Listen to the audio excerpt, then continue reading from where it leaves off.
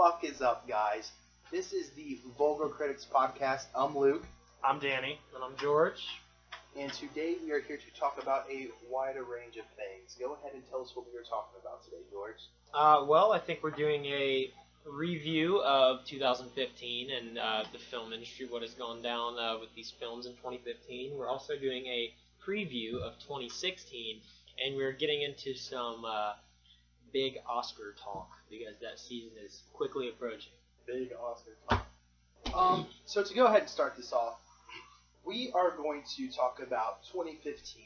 We're going to go one at a time, starting from 3 to 2 to 1. We're going to give our top 3 movies of 2015. And just so I'm not hogging the fucking microphone, we're going to go ahead and have George start us off. So go ahead and go. Okay. So what was the question? Top 3. Top 3 movies, one at a time. So what is your third favorite movie of 2015? Well, give me a moment. Dan, you want to go first? Yeah, I'll go first. Yeah, go first. So, my third favorite movie of 2015, it's kind of a tie for me. I can't really pick one over the other. If I had to pick, it would be It Follows, but it's between It Follows and Ex Machina. I'm a big horror fan, and It Follows, for me, was just kind of a breath of fresh air in that genre. It had a great soundtrack. It had lots of great suspense-building stuff about it. The direction was great. Was that his first film, Robert Mitchell? I doubt it. It was too good to be his first film. Yeah, I think probably not. It's early. I feel like it's early though in his career or something. I'll look it up here in a little bit. But It Follows was just really well directed. I didn't really have too many problems with it, honestly. And the main girl too. She's going to be in the new Independence Day. I thought she was really great. Right. But yeah, no, and the monster was actually kind of scary. Yeah, there's a lot of people out there who kind of hate on it and say, oh, it's not scary because it doesn't follow through on suspense and stuff like that. But I just think that's people who are too used to how Hollywood just throws in jump scares everywhere nowadays to horror movies, and it kind of ruins it. But I don't know. Yeah, I agree. We've had that conversation a million times. So, we could have it a million more times, but we probably will. It Follows, after I got done with it at the theater, I was looking behind my back, and I was like, I hope there's nothing following me, some crazy STD monster. I shit you not. That's what I was. No, the whole for the next 3 days, everywhere I go, I was always thinking what if he's out there somewhere? And that should tell you following me. That should tell you what this movie had on effect because George here watched it on a computer. Exactly. Didn't even watch it. I watched it on a nice little 12-inch monitor from probably fucking 12 feet away. And yes, we do support illegal download. But did you just say, between that and Ex Machina, which has one of my favorite actors in it, Oscar Isaac. He's phenomenal. Domhnall Gleeson's great in it too. What's the girl's name? Luke, George. Jessica Vikander. Jessica Vikander. She's pretty great too. But really good original screenplay. Think it didn't get all the credit it deserved. But yeah, that's probably right under It Follows for my third. So my number 3. No, you go ahead and go. You sure? I thought we were just going to go ahead and circle. Yeah. We'll just go that way. We'll just go that way. No, you're the man. This is your channel, man. Your third favorite. You're Dan the man here. Yeah, Dan the man. George. I'm George. You're not fucking Danny Phantom. George the Lord. George the Lord. That slant rhyme worked well for me. Okay, number 3 on my list of best films of 2015. I have to say, Mad Max: Fury Road. Yeah. Great movie. It definitely brought back action for me because action's been away for a while. If you look at it, and I was talking to them about this earlier, the movie it never stops, and that's why we were talking about who we think Oscar picks for best director. And I mean, I'm not going to say what my prediction is, but I was talking about this movie in general because it definitely takes a great deal of directing talent to let a movie stay at one pace and just absolutely flow that perfectly. And I haven't seen a movie flow like that in a very long time. Very long time. But, yeah, just like I said, Mad Max, absolutely phenomenal movie. Definitely my number 3, and I'm going to rate it anywhere in the 9s from a 0 to 10. Number 2, I'm gonna have to agree with Danny on this. We're doing one at a time. We're doing one at a time. One at a time. One at a time, boy. What do you mean? We each say 1. Yeah, I only did 3. Oh, I thought you did all three of them. No, I did It Follows and Ex Machina kind of for number 3 because I couldn't decide. Oh, Like, okay. It's hard for me to choose. No, yeah, that's fine. Yeah, go ahead, Bob.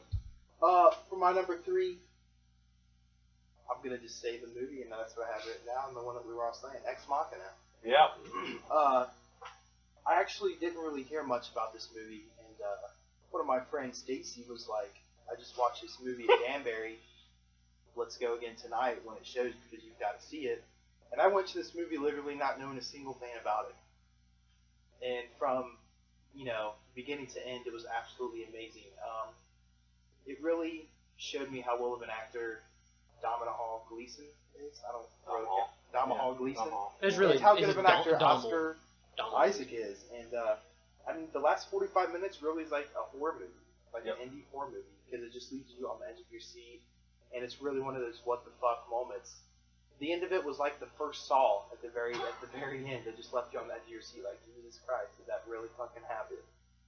And just the way they filmed it and where they filmed it in Canada/Alaska, it was just beautiful. And you can tell they used the best cameras and they had the best script possible. It was just all around the perfect movie that just took the world. And those outside scenes are some of the best cinematography I've ever seen. Really I gotta ask you a question. So it's been a few months since that's been out, so sorry, spoiler alert.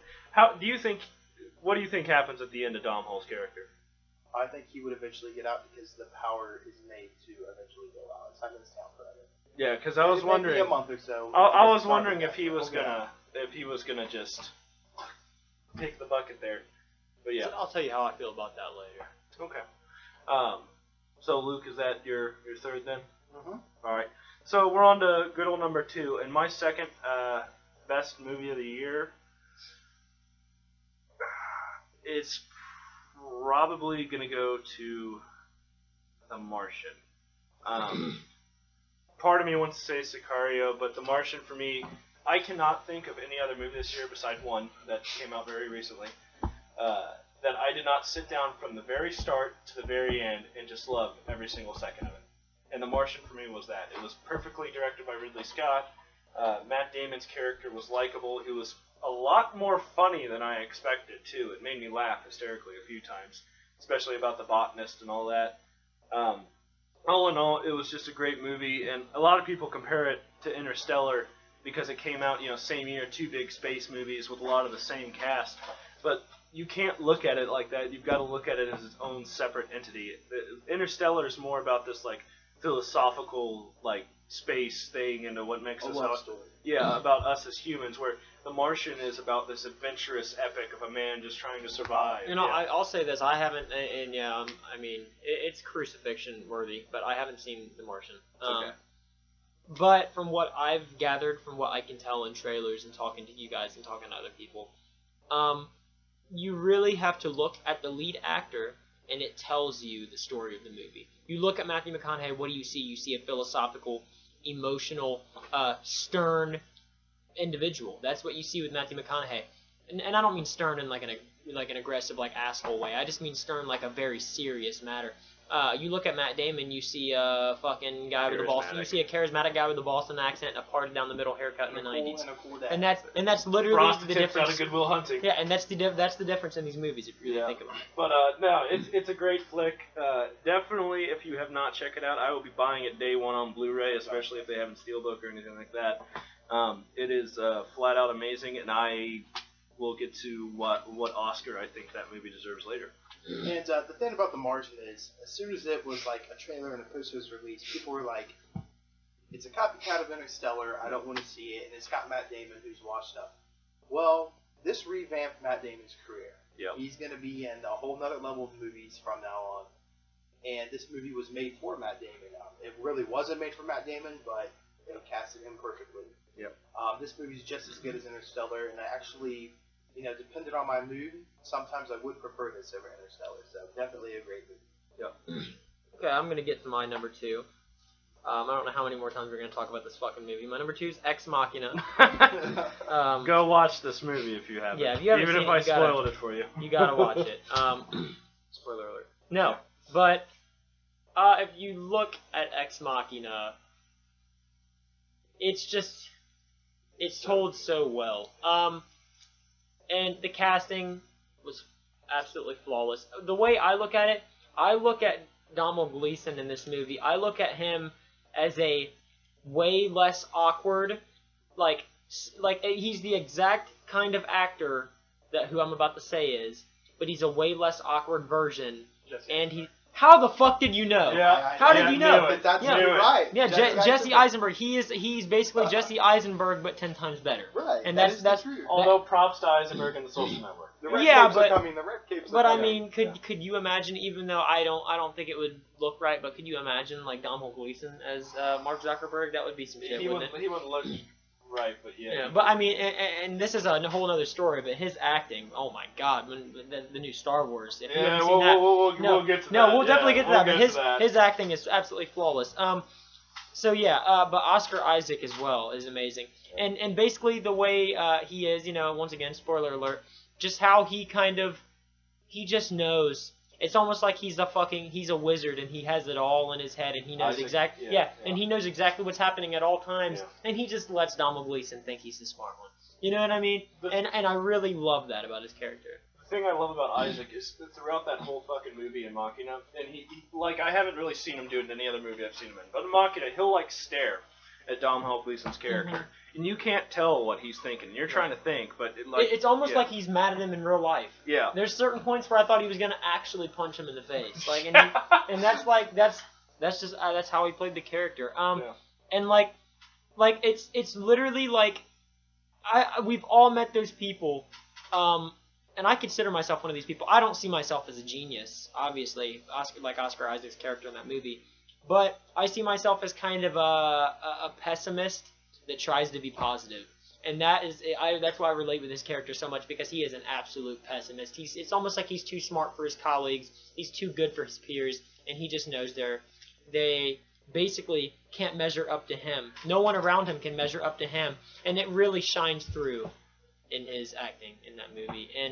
And the way it was written, the dialogue is phenomenal. Thank Alex Garland for that. Yeah, and Jessica Vikander is amazing, and she's gorgeous, and it's just a flawless movie. So that's my number 2.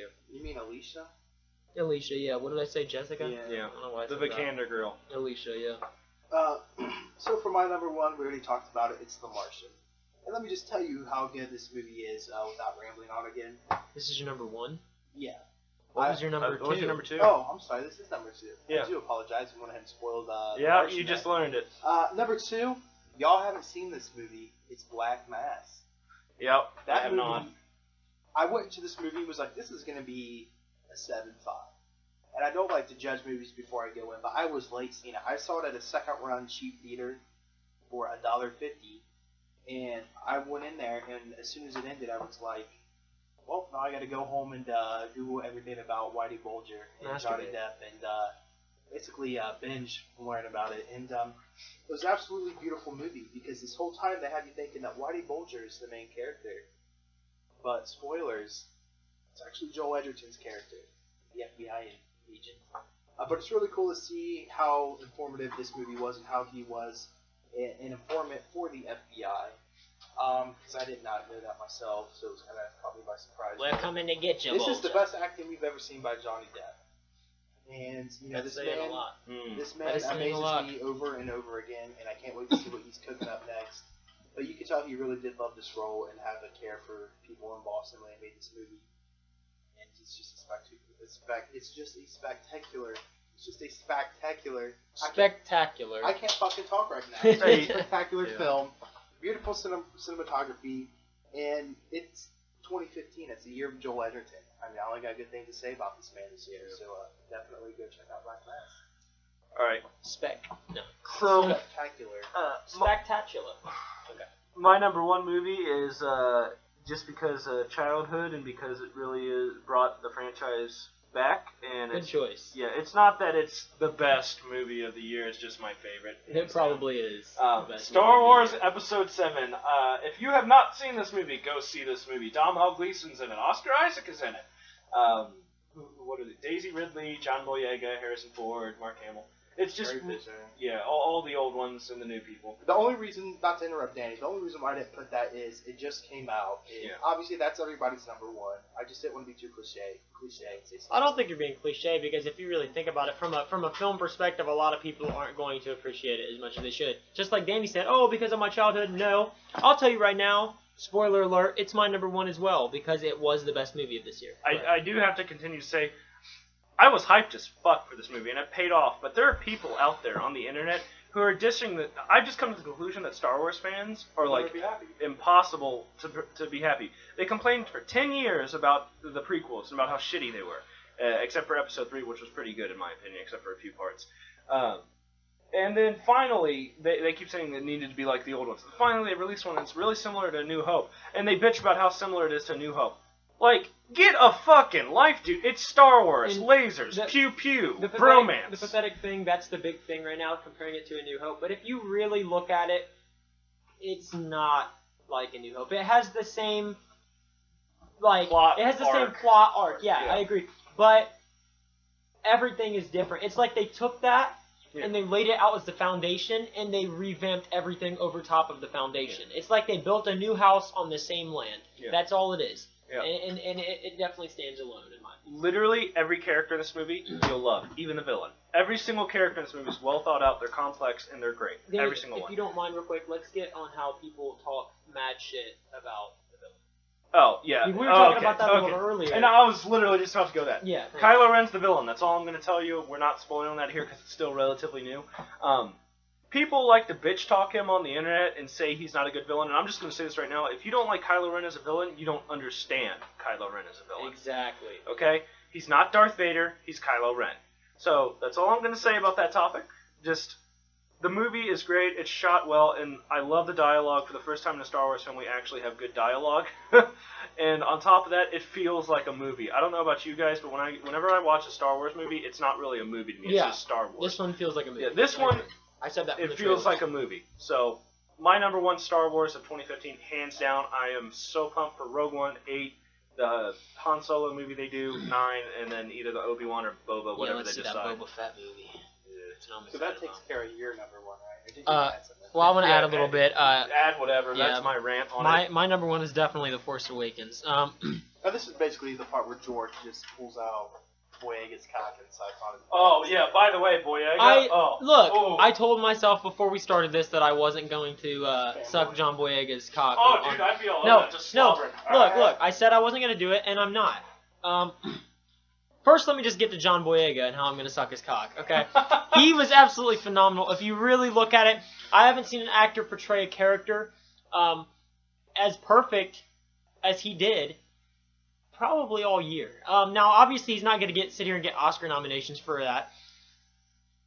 But should he? He should. But you know, the Oscar committee, they're all up their own ass. But if you Besides Edgar Wright. Well, Edgar Wright's a genius, yeah. But if you really think about it, I haven't seen somebody. It's like almost like he took the actor himself took that character, read the script 75,462 times, which, if you think about it, he probably did because of how many times that he auditioned and how many auditions he had for that character. But which is a lot. How many? Over 70 auditions in 7 months. 70 auditions, over 70. I read in an article the first thing he did when he got the part was he just called his dad and was like, Dad, in person. Yeah. Oh, yeah. Yeah, told him, Dad, I got Star Wars. His dad was like, what's Star Wars? Yeah. He's like, I'm so good for you, son. Right. No, but yeah, he was absolutely amazing. It's like he 100% knew the character.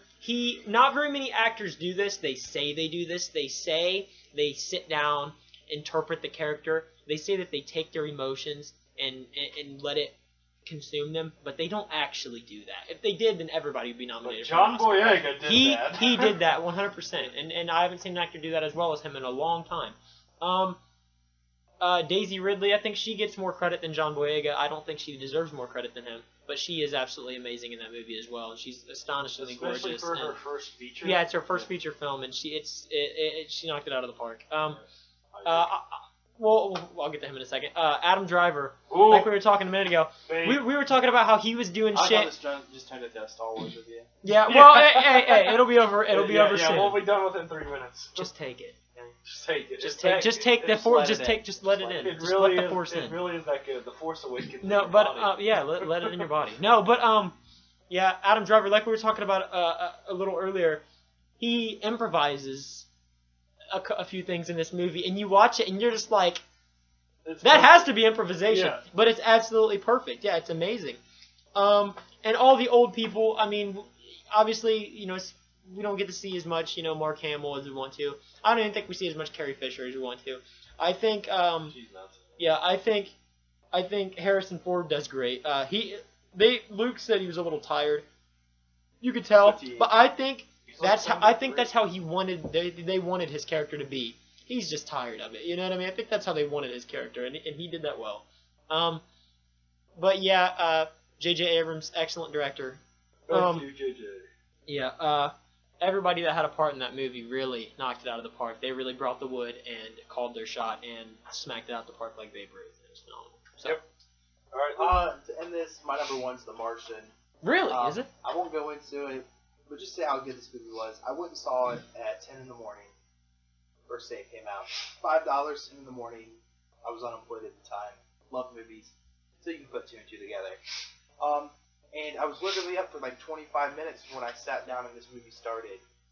And from the time it started to the time it ended, I was like so immersed. And I'm not like that when I wake up. This movie's just absolutely perfect. It just gives nods to all kinds of different things that are in the world, like Iron Man and different songs and different TV shows, like the fucking Fonzie from fucking, goddamn it, fucking Happy Days. Happy Days. I'm about to say yeah. Andy Griffith. We're too young for this. But yeah, Martian's definitely my favorite movie of 2015. I can't wait to revisit it when it comes out on Blu-ray, so I'm definitely gonna pick that up. Science the shit out of this. Yeah, we're gonna science the shit out of this. But that is it for our top movies of 2015. Now what we're gonna do is we are going to head over and do the top 3 or the bottom 3 worst movies of 2015, where we each go around and do the same thing and talk about what we thought were the worst movies of 2013. And is it cool with you guys if I go ahead and start this off? Yeah, go ahead. So, for my number 3 worst movie of 2013, number 3 is like the least worst, number 2 is right between them, and number 1 is the fucking worst movie we saw.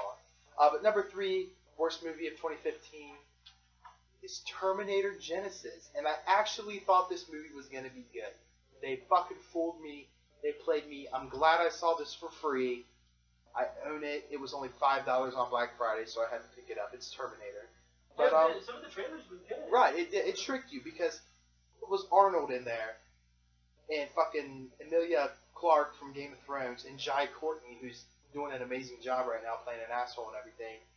And you just went to this movie, and 25 minutes in, you were like, well, everything we've heard in Terminator for the past 30 years isn't even involved no more. They went to a different timeline, disregarded the old timelines, and John Connor is no longer going to be a part of these movies. He was never even there. How the fuck does that make sense? Is that Why really the what they're doing? fuck Yeah. would you get rid of John Connor when he's the main person?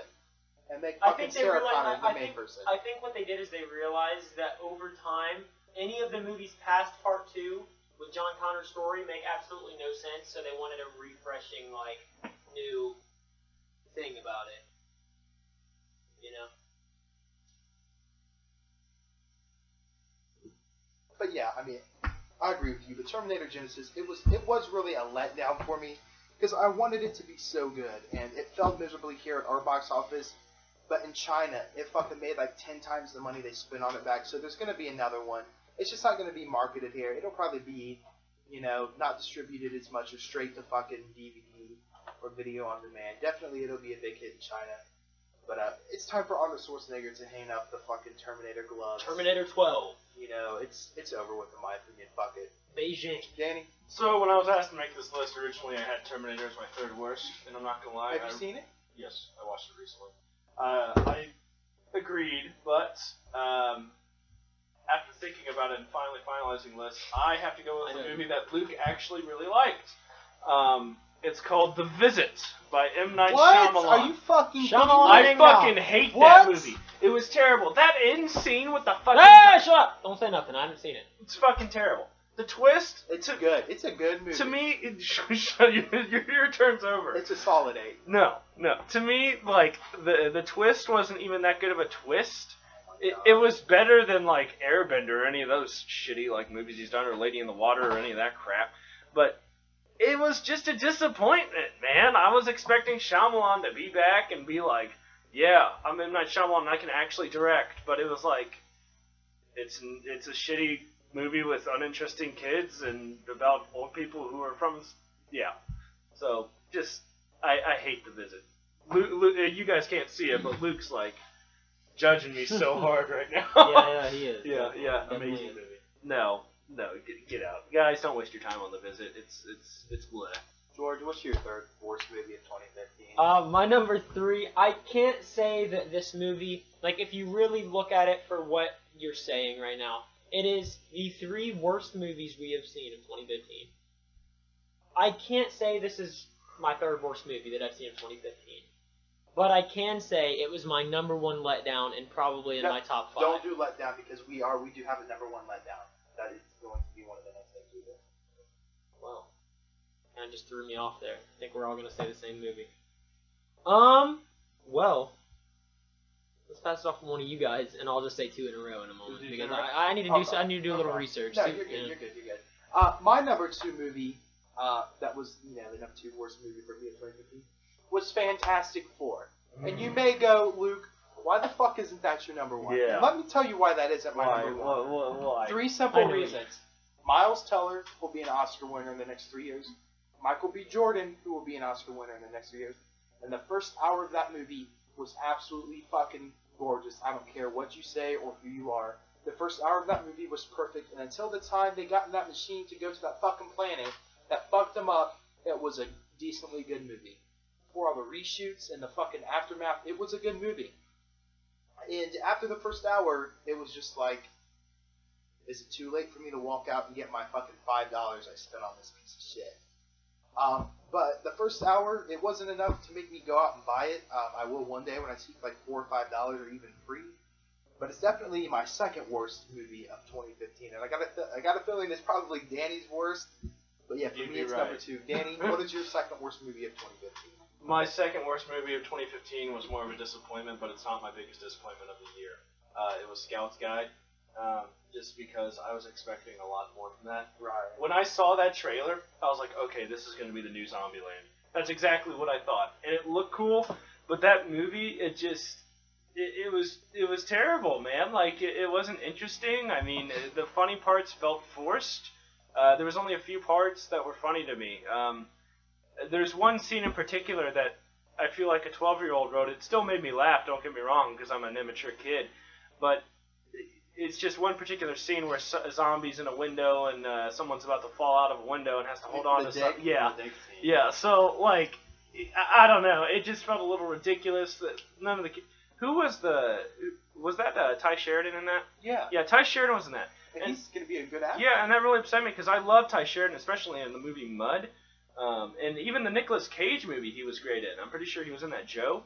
Yeah, he was. Yeah, Ty Sheridan's a great actor, but I hate that Hollywood or whoever his manager or whatever is made him do that movie. Because, I mean, I'm sure people watching this have seen Zombieland and the charm that movie had and making a zombie movie not feel like it's been done 5 million times before. Granted, that's partially due to Woody Harrelson and, as you guys so awkwardly put it earlier, Jesse Eisenberg and Emma Stone and the girl who I can never remember her name. Abigail Breslin. It was just great. The characters were great. The acting was great. But in Scouts Guys, it had none of the good acting. The direction. Who wasn't the guy who made the marked ones? The guy who directed that? Yeah. Yeah. And they were both pieces of shit. Yeah. So it was just like, I don't know. I wanted more out of it, and it was a letdown. And even though I only paid like $5 for it, felt like I wasted my money. Should have went straight to Netflix or DVD. And George, what are your number 3 and 2 worst movies of 2015? Well, I'm just going to be completely honest with you.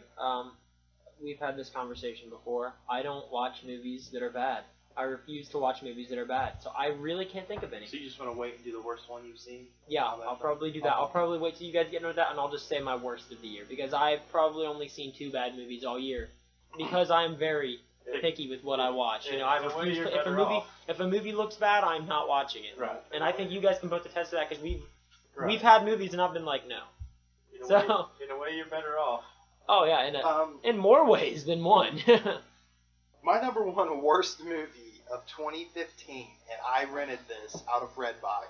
Oh, I already know what it is. Hold on, don't say it yet. What does it start with?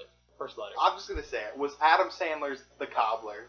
Oh, I thought you were gonna say it's fucking. That is on Netflix now, and if you ever watch that movie, that is a 2-hour waste of your time. Now we all know it's time for Adam Sandler to hang up the fucking cleats or only do dramas. Okay, I went and rented this movie. It looked okay. I got into it. The first 20 minutes was good, and then he discovered, oh, I can put on these people's shoes, and I can become them, and I can do whatever I want. Okay, now, you as the viewer, sit there and think, if you could put on somebody's shoes and become them, become poor, become rich, become famous, become known all around the world, become whatever. Now think about what you would do. And then think about The Cobbler, where in this movie, how he could have done any of those things. But this movie went so far in the other fucking direction.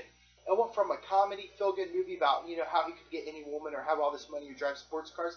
It went to a movie about these people in the ghetto, like, being robbed and a home robbery. And it was like, why the fuck is this in the movie and how does it make sense? I literally had to turn that movie off halfway through. And I finished it the next day. And I literally could not return it fast enough. That movie was such the biggest waste of my time of 2015 and the biggest piece of shit I've ever seen from Adam Sandler that I'll never see again. I would never waste my time on it. I have not. Terrible. But I would definitely not recommend this movie. Definitely. I just put that away. I would definitely not recommend that movie to anybody. I would not make any of my friends who sit through that. As a matter of fact, my dad and brother was like, let's watch this.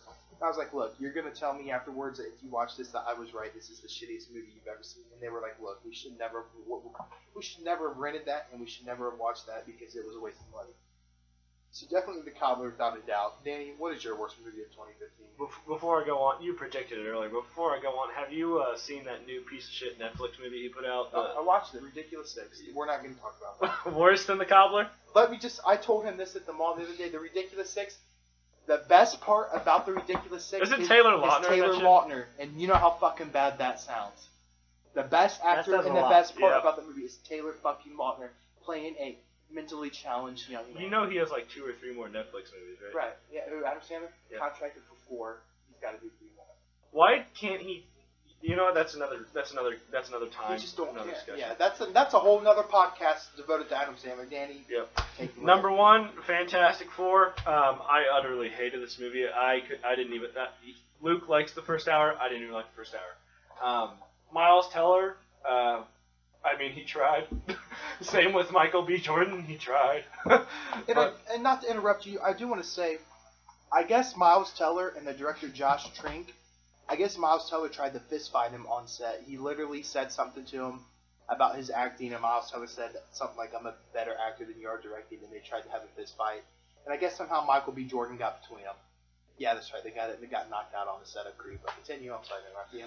Well, either way, he's kind of right, though. Miles Teller did do phenomenal in Whiplash, and Michael B. Jordan also did phenomenal in Creed, which is a movie all of you should see. It's the second best Rocky movie out there, period. And they did good together in a movie called That Awkward Moment from 2014. Mm-hmm. I also want to see Fruitvale Station with Michael B. Jordan in it.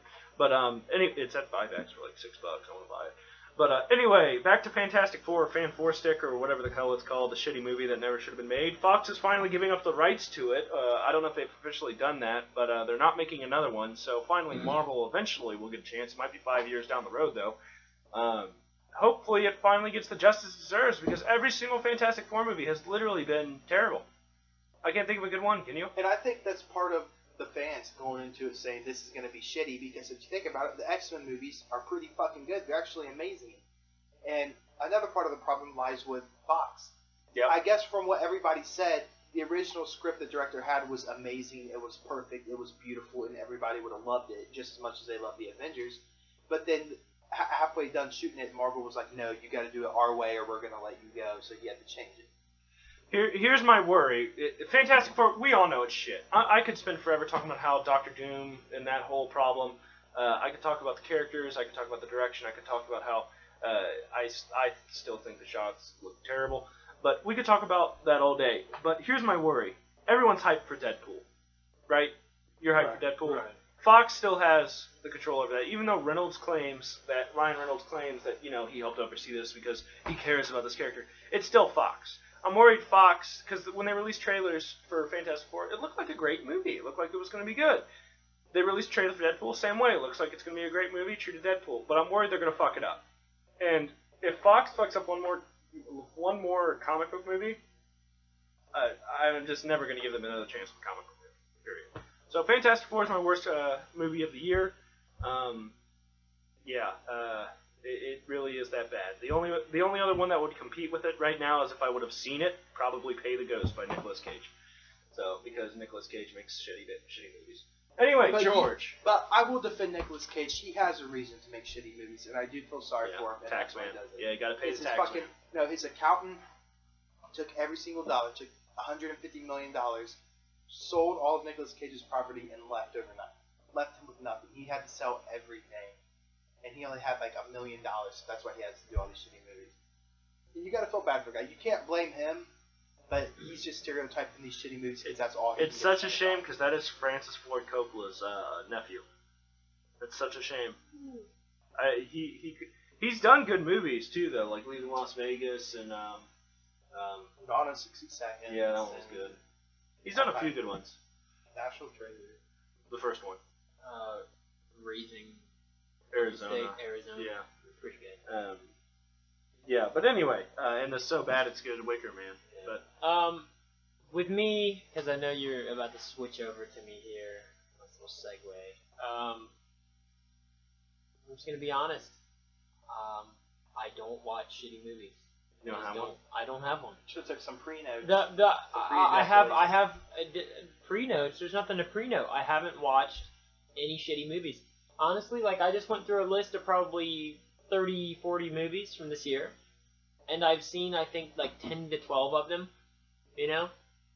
But none of them were bad because I'm very choosy with what I watch. You know what I mean? One of them was bad, but it's not bad enough to put on this list. And I'm going to put it as my disappointment instead. What's a movie you've seen in the past few years that you can remember that was bad? Oh no, you just put me on the spot. All right, never I mind. mean, I watched a Never shitty mind. movie the other day with you. What was it? I can't remember. It was like a week and a half ago. I was like, man, that was kind of shitty. And you were like, what? Well, we'll just put it at that.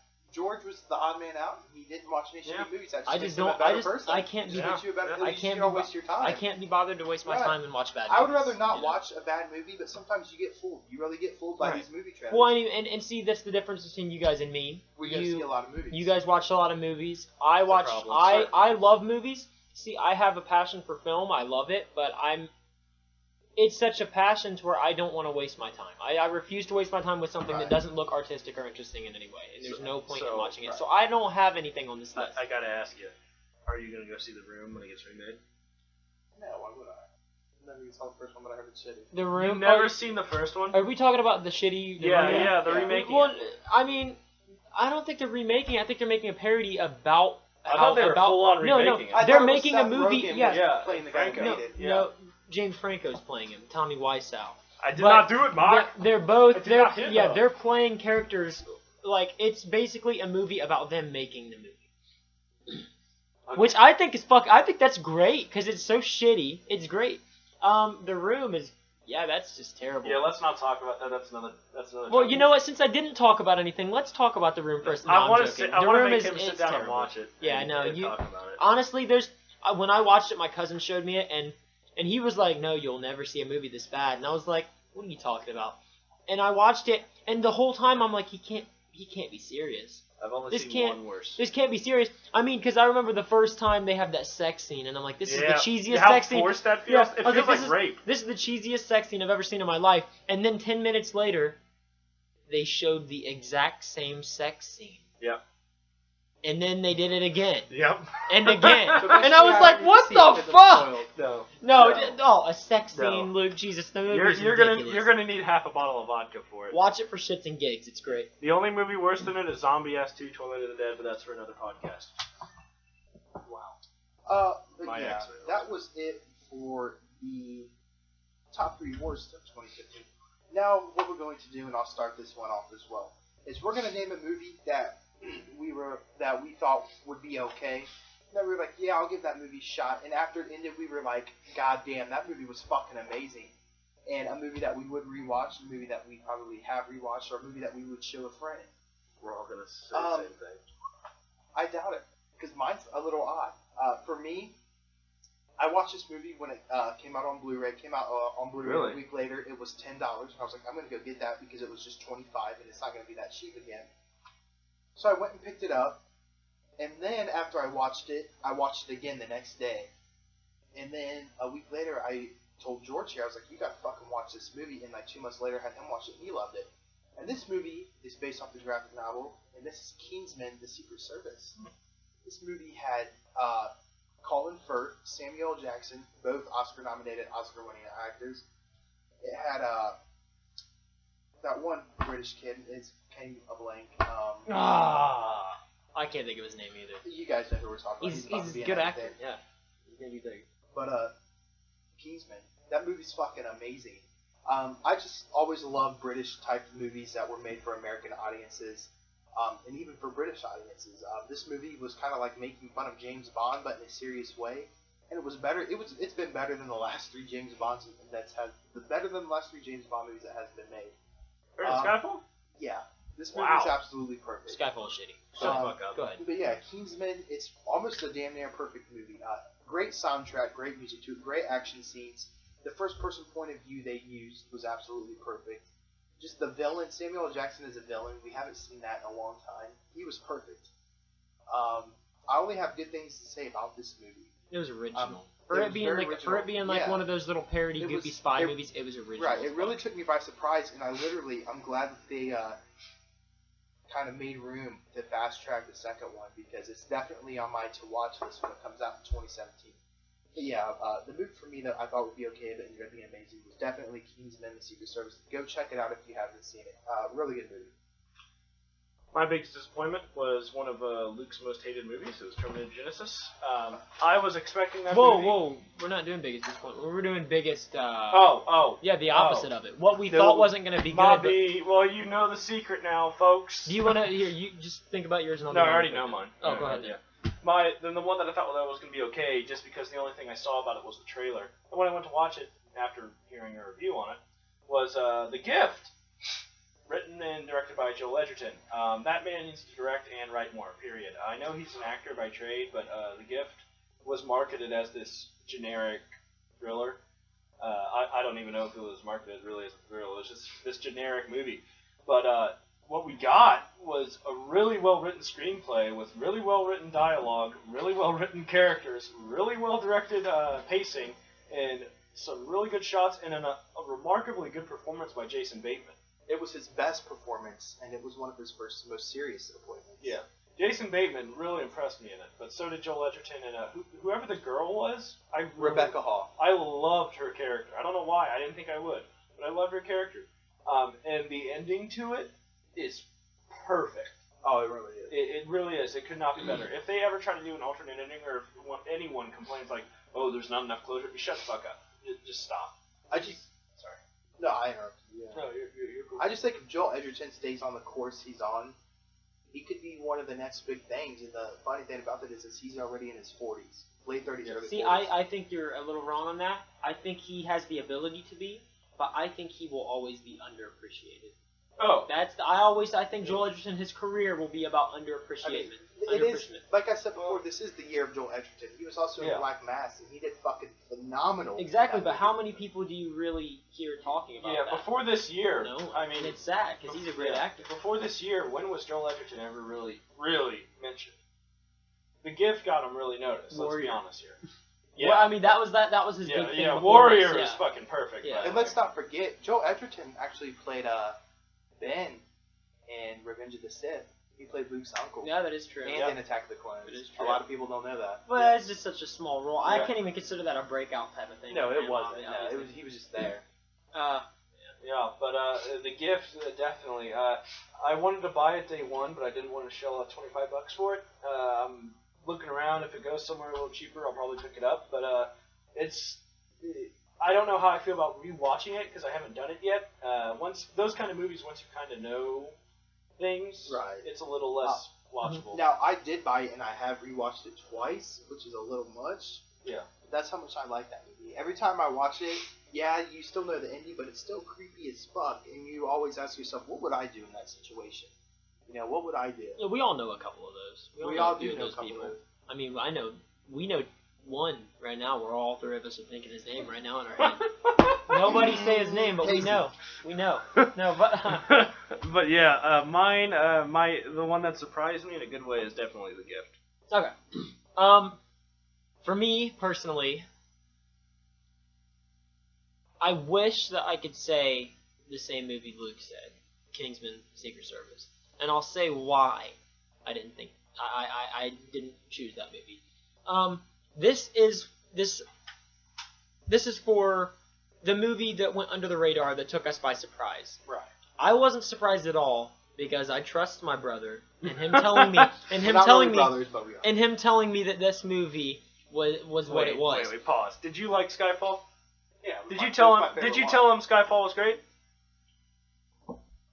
I established my own opinions, and it was shitty. Okay. Now, but Kingsman was a phenomenal movie, so I'm not gonna put that on the list because I knew it would be a phenomenal movie based on his reaction to it, and the fact that we basically have grown up on the British humor movies, and we're such big fans of Edgar Wright and the Cornetto trilogy, and yeah.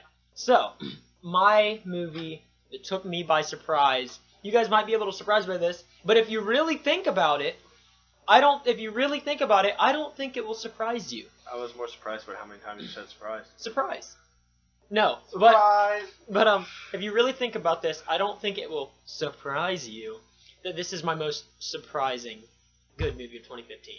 Because who thought when this movie that I'm about to say, who thought when it came out, like when you're seeing the trailers, that it was going to be such a powerhouse that it was, and that is Mad Max Fury Road?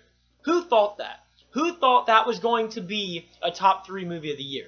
You really thought that? I thought it was. I didn't think that I thought at it all. was going to be. I thought it would be like I thought I would it give it a the 7 out of best 10. action movie, Yeah. I thought it would be the best action, but what the fuck is a best action movie? I don't give a fuck about that. I give a fuck about a good movie, and that was that was a good fucking movie. I thought I would give it like a 6.5, 7 out of 10, and it was a smooth 9. It was great.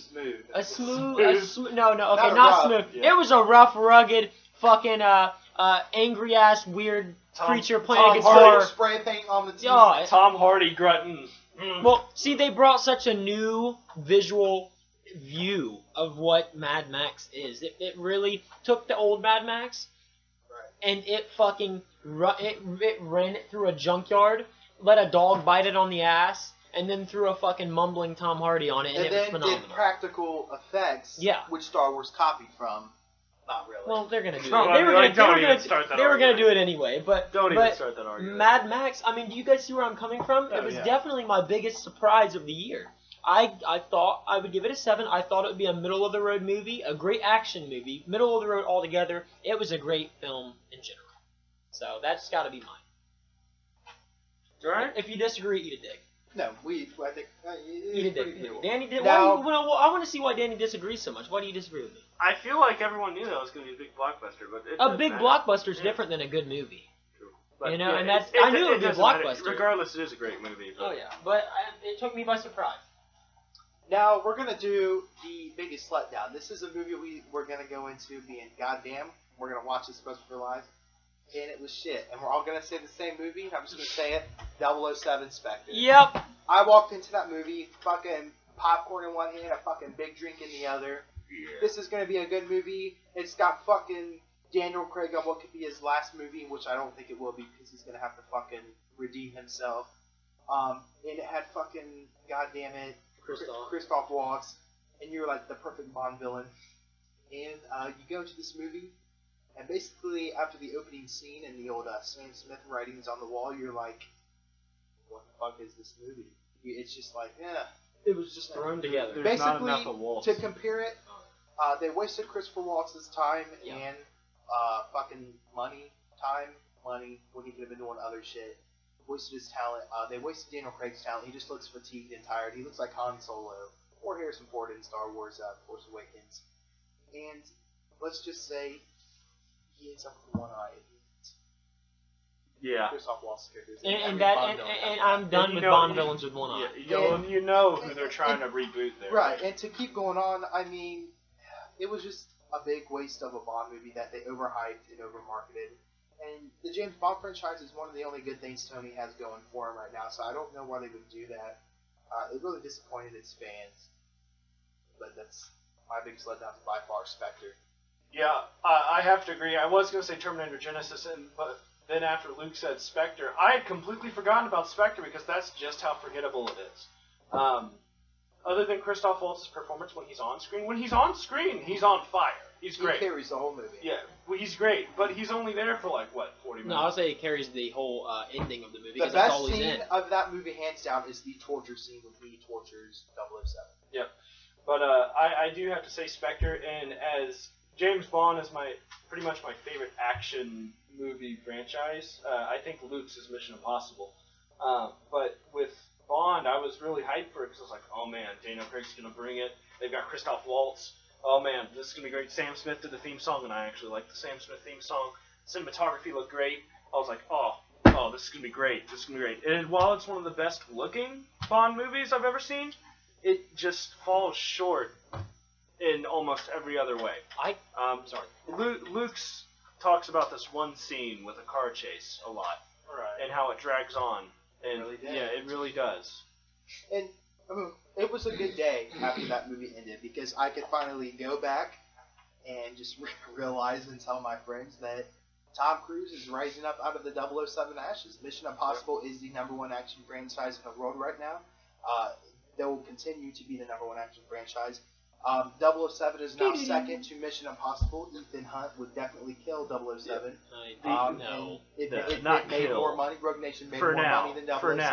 for now it will. And, It's not going to kill it. And I think that as long as Tom Cruise keeps doing his own stunts, 007 is serious shit. I think First of all, no. I think the only franchise other than 007 to touch that could be Mad Max. I think Mad Max could. But Mad Max does not. I mean, if you really want to look at resume of films, that's how Bond movies are. Half of them are fucking garbage, half of them are perfect. Yeah. That's what it is. There's no in between. It's still, though, my favorite action. What I think they need to do, Luke said this before, they need to take like a 5-year break. They just need to rethink and write a damn good one. Get like Simon Pegg on that shit or somebody. Bring Craig back for one more and market it as his last Bond. Yeah. Just market it as the last Bond. Daniel Craig. You know what would be a cool idea? So they could run with this idea that Bond's just a name, right? Right. They could have some new kid come in, and Craig could be old, he gives him advice and trains him and stuff. Yeah, they will. Unfortunately, I don't think they will. No, they'll never do it. He gives him the tag. And Yeah, they'll never do it, but that could be a cool idea. But yeah, my disappointment is definitely Spectre. Yeah. Sorry. Spectre. Yeah, definitely. I agree with both of you.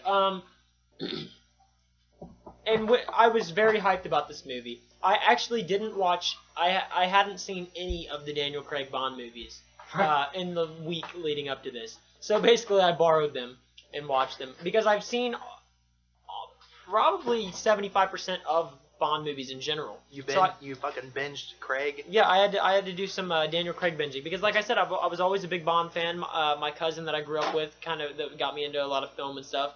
He basically forced me to watch Bond movies as a kid, and I grew to love them. You know, they grew to be huge on me. I've seen a shit ton of them. So when I watched Daniel Craig movies, everybody hyped him up so much, but me being the Bond fan that I was and seeing all these other movies and seeing every other Bond actor in at least 2 of their movies, other than Andy Dalton, of course. Andy Dalton. What the fuck? I meant Timothy Dalton. Fuck me! Okay, sorry. No, but, he should have been other than Timothy Dalton, and yes, he should have. I didn't think it was going to be that great. I didn't think any Daniel Craig Bond movie was going to be great. Watched Casino Royale. I can almost say flawless. It's one of my favorite Bond movies I've ever seen. It was classical James Bond, Casino Royale was, but it had an edgy, gritty tone to it, and I felt like they really took time out to make that movie. The Casino Royale plot has been done multiple times, but the way they did it in this movie, flawless. Loved the movie. I didn't watch Quantum of Solace. They told me not to. I think you guys still would tell me not to. Piece of shit. I watched Skyfall, and obviously I have some hard, ill feelings towards Skyfall. I think Skyfall it just seemed like the plot was just rushed. It was almost like I got to the end of the movie, and I was like, so when is this guy gonna actually come out about his big elaborate plan? And they were like, he already has. And I was just like, what? It didn't make any sense to me. And it just didn't feel like a Bond movie. Now, getting to Spectre. I was ready at this moment. I was ready because I seen Casino Royale, I seen Skyfall, and I didn't like Skyfall. I didn't like how it was. I liked the first hour of it, but I didn't like it, the whole movie in general. But seeing Casino Royale, I thought maybe he can redeem himself. Maybe Daniel Craig can redeem himself. Let's see a good Bond film, right? So we go into the theater. We sit down. It starts. We got them peanut M&Ms. I got Sam Smith. The writing, and it's amazing. I love it. A lot of people bitched about the opening little sequence, the music sequence. You guys thought it was great, didn't you? No, I didn't. A lot of people were like, it didn't make any sense. Octopus everywhere. Yeah, but There's like a reference to Octopus. right. But at the same time, what else was that movie? It was poorly thrown together. Everything was thrown together. It's like they tried so hard to it's like they beat everything into your head, like they put that octopus, they put all these they basically give you the writings on the wall and they say, here they are, read them. Now, this is what the movie's about. And you're just like, but is it? Is it really about that? It doesn't make any sense. The imagery or nothing, it didn't make any sense with the movie, and I thought that was ridiculous. It started off in fucking Mexico for absolutely no reason. There was nothing Mexican about anything. There was nothing Mexican about the imagery after the first 20 minutes. It was fucking ridiculous. The movie was thrown together, and it was terrible. And I said that this movie, I was so hyped for it because it had my favorite and who I think is the best actor in the world, Christoph Waltz, in it. So I said, this movie has got to be great. I like Daniel Craig. I like what I've seen. I love Christoph Waltz. This is going to be fucking flawless. It's going to be a great Bond film. It's going to go down in history as one of the best. And Waltz is going to be one of the best Bond villains ever. I watched it. The first scene that Waltz was in, I was shitting my pants. I was like, well, that made up for the first 30 minutes of bullshit. Now let's see where this goes. And then when it shows his body, he's wearing fucking floods in Tom's fucking house. There's nothing wrong with that. There's nothing wrong with that. That's his character. Yeah, I like that. And those are probably some fucking Louboutin shoes, slip-ons. So I don't even want to hear it. But what I'm saying is, his outfit's worth more than you make. Yeah, right. No, I was ready. I was ready. I seen that scene and I said, okay, now the movie really begins. And then I didn't see him for another hour and 10 minutes. And then the movie began. And then it ended 20 minutes later. And Waltz, like a pussy. Yeah, because the writing for this movie, pathetic. It was pathetic. Put it around his schedule. It was like it was almost like, I don't know, it literally seemed like a gigantic money grab to me from all ends. And I think Waltz, he went in there and he read the script and he said, shitty dialogue, but I'll go with it. I'll make it look good. I'm the best actor in the world. I will do my job. And I think he did his job. Here's the question. But he wasn't. It's like, look, hold on, real quick. Let me say this. It's like you lead a horse to water. Okay, Waltz is the horse. All right, you lead Christoph Waltz to the water, and basically you put his head in the water and drown him. That is what they did. He was trying to take a drink, and they fucking drowned him. Now here's the question that's drowned. Christopher Waltz came from an impressive resume in Germany to become an American actor. The first two American movies he made was for Tarantino and won an Oscar for Best Supporting Actor for both of them. Do you think he is cursed to only being in Tarantino movies because he won Oscars for them? Because as of right now, the way it feels for me is he can only act in parts that are written specifically for him. Well, I mean, if you look at it, Inglourious Basterds, great. Inglourious Basterds, that was written before he ever met Waltz. He found Waltz after that. It wasn't written for him, but it's just the character fit him so well. But, Danny, I think you're going to allude to the same thing I'm saying. I think he's an amazing actor. I don't think he needs extra special treatment.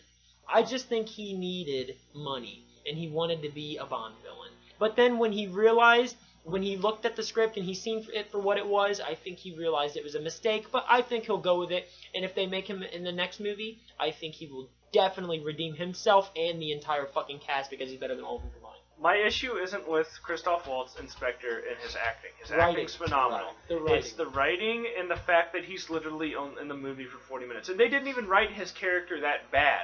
It's just that specific character. It's just the 40 minutes in the movie that he's in there. It's not enough. No, it's not enough. Like, Waltz played that part perfectly how they wrote it and how they intended that part to be played. So, but the way they wrote it was shit. So he's working with shit and had to turn it to gold by himself. I don't think he has a curse. I don't think he has a curse. No curse. The fucking car chase scene in that movie was longer than all of Christopher Waltz's accumulated time together. I want to say this about that movie, though. One thing that a lot of people, I feel, would shit on it for, but I liked, a lot of people always shit on the typical big burly bodyguard secondary villain in Bond movies. The fucking Odd Job, the Jaws. I really liked Dave Bautista in that movie. I thought he played that perfectly. I thought he played the perfect, stereotypical second Bond villain. Like the bodyguard type guy. Because he didn't talk. Well, yeah, no, of course. Well, I mean, I can't really shit on his acting. I mean, he was in WWE for years. But the thing is, what I can say is that he did great. I think Batista did great in that movie. I really liked the way his character was built. And when they were on the scene in the snowy areas, when he was chasing them, and he's like, Batista's fucking ripping out these guns and holding them out the window, and just his facial expression was absolutely perfect for that. I loved that. I will say, but the movie was shitty. I do think if Tarantino does plan on doing these 10 movies and stopping, this is the 8th one coming out, Walt should be in his last one. But we gotta say this on that Tarantino. I mean, I don't know why we keep talking about this. I don't know why everybody keeps talking about this, because, I mean, Tarantino has said in like 4 interviews since then, he's like, I never said that. He's never said that. He said he would like to do that, but he said he didn't say he was going to do that. He said he's probably not going to do that. I think, and just in this fucking... But I agree with you. This Spectre Tarantino talk, I just want to say I think his last movie is going to be a remake of his first Reservoir Dogs. I really do think he's going to remake that for his last movie. This is my opinion. I think that's some wishful thinking. I don't think he's going to do that. I would love that. Now, the question is, do you think you could recapture that magic that the first one had? Yes. Yeah, just because I think he's grown. He's grown a lot. He's went from that neo-noir feel to that fantasy feel, and he's done it flawlessly. I think he could do the movie again well, but there are certain scenes when you see him in a movie, you look at him and you're like, there is no way you could ever do that again. Like, and that's what that torture scene with the ear with Michael Madsen and his old ass now is to me. Like, there's no, to me, I don't think that'll ever be. I think he can do a scene just as good as that, emulating it with the same, the same thing, the same ear thing and all that. I think he can do that again. The scene that I think he couldn't emulate is the opening scene at the table. I don't leave tips. The scene. tips, yeah. Yeah. Well, that's because that would be hard to emulate. Steve Buscemi is one of the most underrated actors out there. Right. Well, and I can't even say it's anything about his acting skill. It's just his originality in his character. What he brings to a character is something a lot of actors can't bring to a character. Well, does that wrap up? That wraps up for the letdown. Yeah, Spectre. All the way around. Yeah. Spectre all the way around is a big old fucking shit fest. No offense to Christoph. So, fuck Christoph Waltz. Now what we're going to do is we're going to go ahead and go on to the our predictions for the Oscars. And when it comes to these, we're just going to go around. First we're going to do Best Picture, then Best Actor, Best Actress, Supporting Actor, Original Screenplay, and Best Director. Yeah. And like I said, first we're going to do Best Picture. And we've not all seen these movies. And we've not all seen movies with these actors or actresses in them. So we're not going to go into depth on some of them. But just to kick it off, my Best Picture that I predict is going to win is going to be the movie or the film called Room. It's with Brie Larson, and it's basically about her and her son are kidnapped and well, she's kidnapped and she's raped in this room, and she has a child, and the only thing the child knows is the room, and she eventually breaks out, and then the story takes place. But I think the best picture is going to go to Room. I'm gonna say Mad Max. I don't necessarily want it to, but I truly think Mad Max is gonna win it. The only reason why I don't think Mad Max will win is I don't think the world's ready for a movie like that to be best picture. Because that would completely change things. I just don't think it would be the best picture, personally. For me, this movie, I don't think none of us have seen it, obviously, but we are all going to see it because it looks fucking amazing. The Big Short. Yeah. That's like consensusly in the top 3 running right now from what I've seen. And goddamn, the cast is scary. That cast. Oh. And see, and the thing that pisses me off the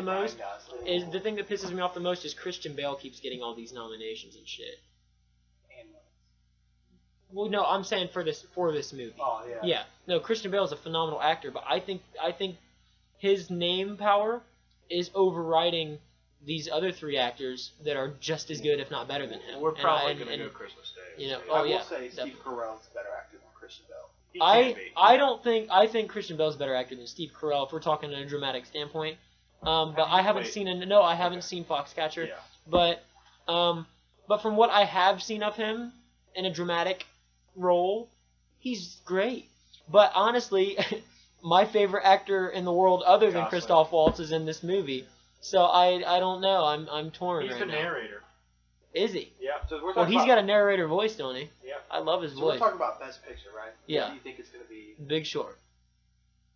I thought we somehow brainstormed to but actually, that is the next one. Best Actor. Who we think is going to get the Best Oscar? Ask her the Oscar. Best Actor Oscar. I'm just going to be the oddball out. I'm going to say Michael Fassbender for playing Steve Jobs. I've not seen this movie. Heard it's amazing. Heard he's spot on. He is. He looks like it. So I think I'm going to go ahead and give it to him. Yeah, he was phenomenal, and I'll give you that. That movie is really interestingly structured. But anyway, my prediction is going to be something that these two are, well, mainly Luke here is probably going to hate, but I'm going to say Leo's going to get it for The Revenant. I think they're finally going to give it to him because A, he's going to do a really good job, and B, because they just want to give him a fucking Oscar at this point, so that way he'll quit trying to do Oscar bait. Me personally, I am at a point now with Leo. I'm stuck, really, because I would like to see him win it, but at the same time, I would love to see him lose it. You know what I mean? It's like a game. It's a game to him. I'll just say it like this. If we see him win it or don't win it, we won't see him for 2 or 3 more years. Yep. He's going to take a break. He's going to step back. He's going to start being in 2 or 3 movies, and he's going to come back for an Oscar not as the best actor, but for a supporting actor, because he knows he's in his 40s now. It's time for him not to be the lead, but to be a supporting actor, and that's what he needs to win it for. Mm-hmm. I haven't seen Trumbo, but I think a dark horse that could swoop up in there and take it over Leo and make him very sad man is Bryan Cranston, because he is Bryan Cranston. I heard his acting was amazing. The role was perfect for him from what I've heard. I would love to say Michael Fassbender. He's my top 5 actors in the world right now. I absolutely love Michael Fassbender. But if I have to say who I think is going to take it, it would probably be Leo. So there you have it for Best Actor. Now for Best Actress, I'm just going to go with what everybody else is saying. Brie Larson. I heard she's phenomenal in the room, that she's going to go and do great things after this, and that she's perfect. So yeah, I'll just go ahead and stick with Brie Larson. She's pretty much got the cat in the bag. For Best Actress? Yep. Yeah, I have to agree with you.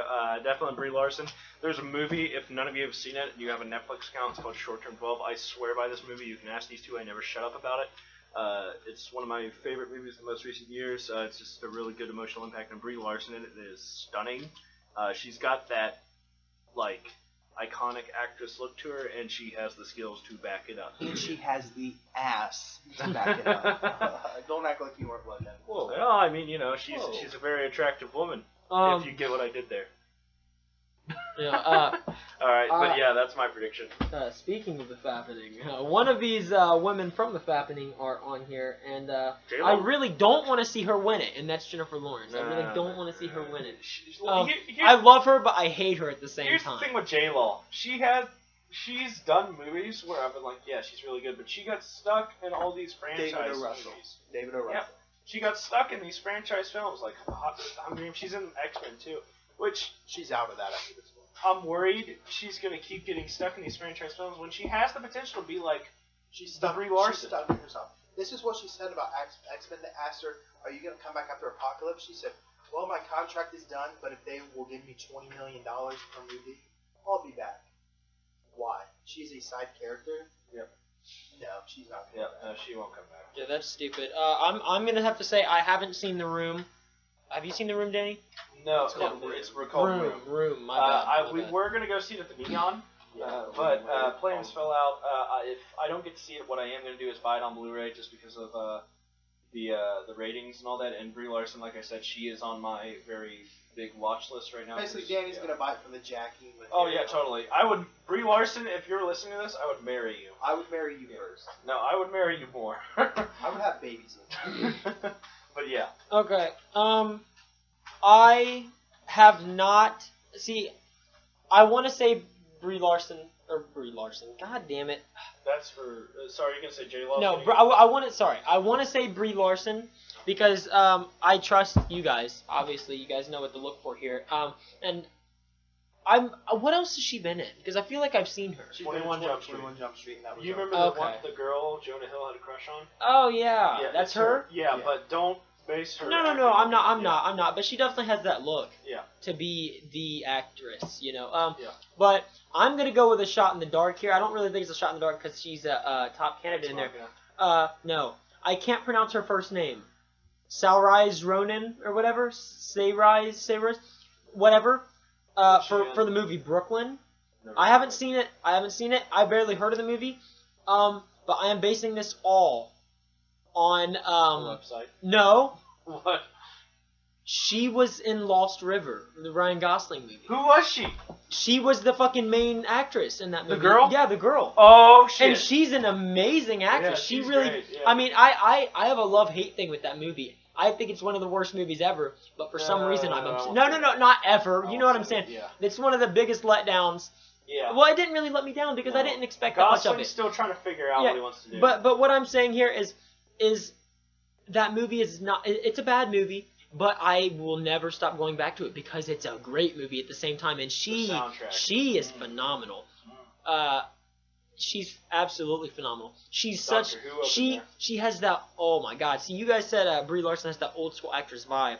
This chick has that old school actress vibe to me, but she brings something completely new to the table. It's an edgy new version of the old school actress, and it's phenomenal. And I'm gonna go with her because I love her. She's awesome. Alrighty. So what's up next, Cowboy? What is next is we're going to do Best Supporting Actor, who we think is going to win this. And I have not seen this movie. I really want to watch this movie. It's called 99 Homes with Andrew Garfield. Where basically they got to go and repossess people's homes when they can't afford to pay for them. And this actor that was a supporting actor looks very powerful in this movie. And he's always been an amazing supporting actor, and that's Michael Shannon. He's basically like in third or fourth place right now, predicted to win. But I think he could come in with that swoop because he's been nominated 3 or 4 times, and he's just such a very powerful, emotional actor. And he really just comes off screen when he talks and when he really needs to be emotional. So I think he may come in there and get it. Sylvester Stallone, Creed. I'm not going to go into it. Best acting Stallone's done in years. Without a doubt, he impressed me beyond words, and I actually felt a lot of emotion for his character that is Rocky. Second best Rocky movie out there, period. I'm gonna say Stallone as well, just because I haven't seen the movie, but from what I've heard, he's really taken it back to the days of Rocky with this one. He's coming in, he's swooping in with that flawless acting. Is what I've heard. He's really thought-provoking and emotion-provoking. I was honestly worried about Creed. I saw it, and now I can't wait for the next 2, I think. Yep. Yeah, the next 2 are going to be I mean, great. we were all talking. We were like, Southpaw is gonna make Creed look stupid. Yeah, we And were then, wrong. and yeah, I think I think honestly Creed think, made us all look yeah, stupid. I honestly think I like Creed a little more than Southpaw. I've heard it like, and that's from friends, from family, critically acclaimed, critically speaking. I've heard Creed takes a shit on Southpaw. I heard it so much better from everyone I've talked to. I'm not gonna lie, I'm a big Jake Gyllenhaal fanboy. So. Well, I mean, That I might think be we it. all are a From little what bit. I but- understand, Creed's just the emotional trip of carrying on the family's name. Yep. And the whole Stallone saga and the whole Well- Rocky saga. And fucking Southpaw's marketed towards, like, people that watch MMA, people that like Floyd Mayweather and fucking... You mean the boxing? fucking boxing. You and said fucking, MMA. I'm Yeah. sorry. Well- But everybody that loves that shit, they all went and saw Southpaw because it's advertised for, like, people that fucking love Eminem and rap music and want to be fucking hard-ass little gangsters. And that's why that got so big. Well, guys, I will say when you do see Creed, and you guys listening, if any of you grew up with single-parent homes, there's a line Michael B. Jordan says at the very end, and I'm not going to ruin it. It will hit you straight in the feels. God damn it, we all grew up in that Yeah, here. so- Look at us, some So bums. if you grew up in a single-parent home, it will literally make you. It'll hit you in the feels. But yeah. So what's the next category? Supporting actress. For this, there's really not a lot of competition. And I'm not going to go into this. I'm just going to say who it is. Alicia Vikander Yeah. from Ex Machina. I think she's going to get nominated for the movie The Danish Girl. And that's all that I really need to say. And you think she's gonna win it? Yeah, I think she will win. She's projected to win. Okay, Danny, let me just say this real quick, just to get it out of the way. I agree. I think she's gonna take it. I would like to see her for Ex Machina as well, but I doubt she's gonna get the nod for that. It'll be for the Danish Girl, and I think she'll win. Kate Winslet, Steve Jobs. Reason I say it. What's every movie Kate Winslet's done? Yeah, like we were just Yeah. talking about this before. Everything she's- romance movies and where romance she's a and- rich, and- wealthy woman. Yeah. That's it. This is like the first movie that I've seen, at least, where she played something completely different. And in this movie, she's phenomenal. Arguably just as good as Fassbender, if not better. She is that good. And she grounds the movie in a way so it doesn't get so extravagant with the personality that is Steve Jobs. She's like the only sane one in the whole freaking movie. And tell me why Kate Winslet keeps getting hotter. She's like Jennifer Aniston. She really does. The older Hey, she gets, the better she looks. It's It's like, insane. It's like I a don't fine understand. wine. It gets better with age. I guess so. But yeah, no, Kate Winslet, even if she doesn't win it, she fucking deserves it. Honestly, I'm looking at this article right now, and it says the sure thing that should win it, but she won't, is Kate Winslet. That's literally what the article Well, says. she fucking deserves it. Right. So all of you, go watch Steve Jobs at least just for Kate Winslet. To go on to the next one, original screenplay. I really want to say The Martian, but that's a book, so that would be adapted, and we're not going to do adapted. But for best original screenplay, I would have to put Ex Machina, even though it's not even going to be nominated. Just because refer to what we were talking about with that movie earlier. Mm. It's amazing. It's very original. It deserves it. Yeah. Go ahead, Danny. Going with Room, haven't seen it, but based on what I know it's about, yeah, that's a pretty original concept and a little bit fucked, but it makes for an interesting movie. It's so simple. The movie Room, it sounds so simple. You're like, why wasn't that made Yeah. years ago? But it hasn't been. Yeah, and it sounds, honestly, if you read the description and nothing else, it sounds like it could be a horror movie. It Right. really does. Like someone be kidnapped and put in a room for 5 years. From what I see, I don't even see on these lists. I don't even see anybody saying Room's going to be nominated for that. I think either that or I don't know. It just sounds so original to me. I don't know. It just looks really good. The whole story arc of it. Yeah, man. Screenplay, who I want to see win, Ex Machina. Alex Garland Yeah. wrote Ex Machina. I think that deserves it. He wrote my favorite zombie movie. I don't think it's gonna be nominated. I think it will be like okay, I'll put it like this. It's gonna be you look ignored. at basketball teams. They have the starting lineup, and then they have the sixth man that comes off the bench. First guy that It's comes gonna off be the the bench. sixth man. It's gonna be the sixth man. It's gonna be right there. It's gonna be on the cusp, but it's not gonna get in, and that's disappointing to me because it deserves it. What I think is going to win it, and goddamn it, if Ex Machina is not nominated, it fucking better win it, is The Hateful Eight, because it's been shown time and time again, no one writes better original screenplays than Quentin Tarantino, and that's just, it is what it fucking is. That's it. No one. And his dialogue. Well, that's what I'm saying. His dialogue is flawless. The way he progresses movies with his writing is flawless. the way he breaks down everything, and how he gets off topic but always gets back on course is just beautiful, because he does it in a way that is beautiful and original. I had a customer come to Buyback the other day and said that they hated Quentin Tarantino because the movies Well, were too they can fuck right that it off. was too violent. And I Oh was my! just What like, are they? get out. What are they? One of them fucking critics from 2002? Yeah. Fuck them all. Anyway, From what I understand, if you Jog go off. if you go into the Hateful Eight thinking it's going to be an action western, you're going to be disappointed, because I heard literally an hour and 20 minutes of this 3-hour movie is Holy literally shit. them Yeah. sitting there talking. They sit there and talk. And that's for an hour why and 20 that's why it minutes should straight. win, and that's why I And- love Tarantino. And from I what love that. a YouTube critic said, we're not going to name them, that they said that basically halfway through that talk scene, Tarantino does his out of order and shows a scene that happens at the very beginning to mix it up so you don't get too bored. But we'll go on to the next one, and that is Best Director. And hands down, I think the Best Director Oscar is going to go to George Miller for Mad Max. And, well, I don't have the same thing else. George Miller, Mad Max, the best visual movie that we saw in 2015. Ridley Scott, The Martian. It's perfectly paced. Every single scene keeps me entertained. Mad Max, George Miller. Because if you think about what a director's job is, it is to pace the movie. It is to set the tone, set the pace, and move with perfect fluidity. That is a director's job. And that movie set the tone right from the beginning, and it didn't let up until 20 minutes after you left the theater. So I'm going to have to say Mad Max for sure. So that is it for our Oscar predictions. We had a lot of good ones on there. Hopefully we're right about some of them. If not, we're going to look pretty stupid. But that is okay with us. No, fuck it. So what we're going to do next is we're going to go ahead and jump into the future. We're going to jump in the old DeLorean, go 88, and hop 7 days ahead of time to 2016. It's right around the corner. We just want to ramble these off.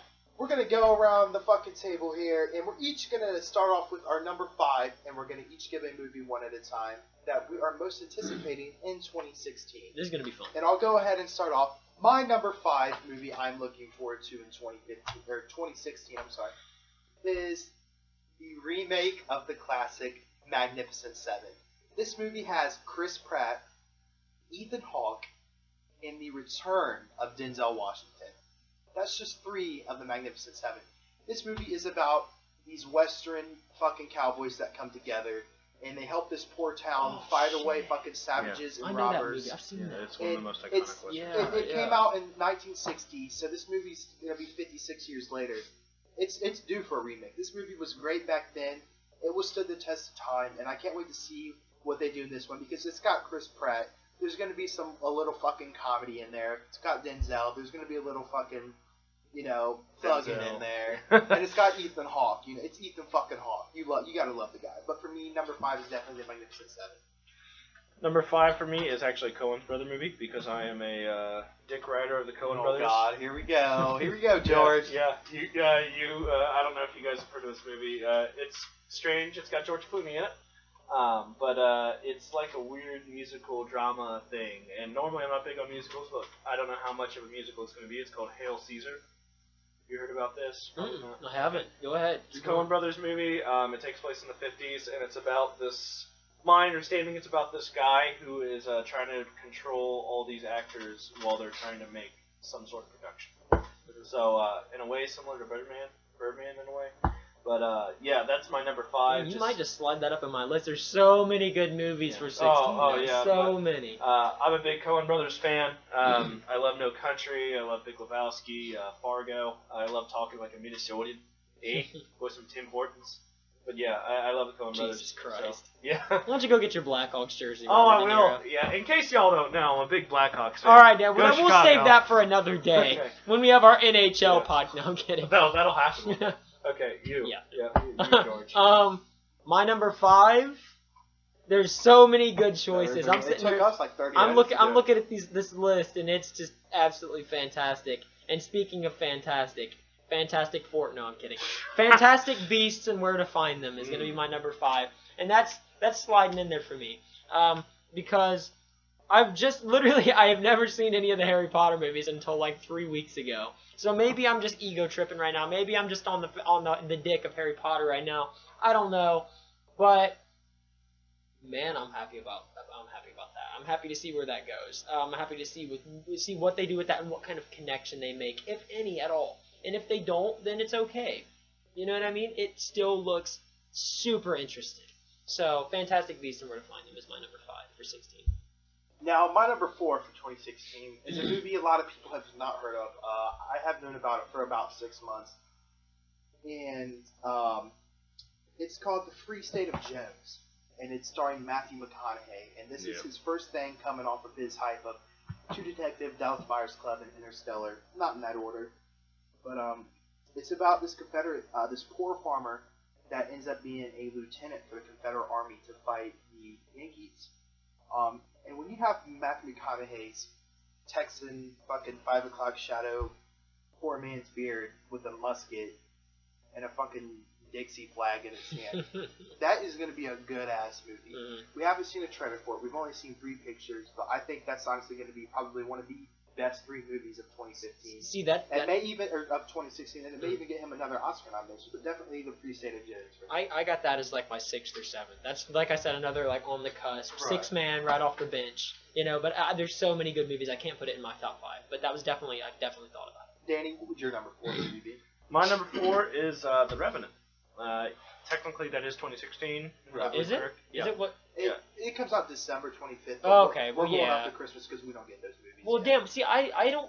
There's so many good movies for 16. I don't want to count that. I want to count that as like. Yeah, I didn't count. I'm not gonna count that, but that is definitely fucking anticipated. The only reason I'm so hyped for it, 1, the guy who did Birdman's directing it. 2, the cinematography in it. I'm a sucker for a good shot and good lighting. Looks absolutely phenomenal, and just from the trailer, there are certain scenes I, honest to God, don't know how they did, or can't even imagine how they would have done it. And the fact that it's all natural lighting, there's no artificial studio lighting whatsoever. It's done by all outdoor lighting and torches, and that's it.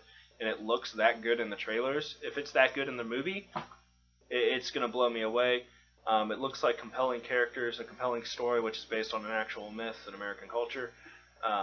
Yeah, it just looks like a phenomenal movie, and Luke can hate Tom Hardy all he wants, but he's going to do phenomenal here. He is. I Yeah. agree. Now, are we counting Hateful Eight in 16? 16's technically. Are we? Yeah. I man. didn't count those movies. I see. They Okay, come I'm out not. this year, but we don't. Okay, get look, we're gonna say this. We're not gonna count other than Danny. Yeah, sorry, We're not gonna guys. count. We're not. No, it's okay. We're not gonna count The Revenant, and we're not gonna count The Hateful Eight. We'll say those are. I mean, because they would. God damn, they're definitely in my top 6 or 7. I don't know where to put them at though. There's so many good movies, but they're definitely up there. But I'm not counting them just for that reason. There's too many. And this is your number 4. Okay. My number 4.